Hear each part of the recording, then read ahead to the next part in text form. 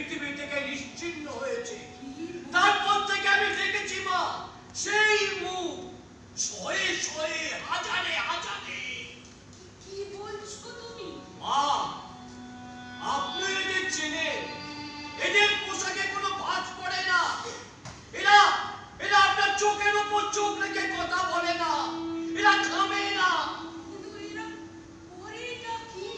মা, এরা কোনো কাজ করে না মা, শুধু ফিস ফিস করে কথা বলে আর নোটগুলো হাত চালাচালি করে।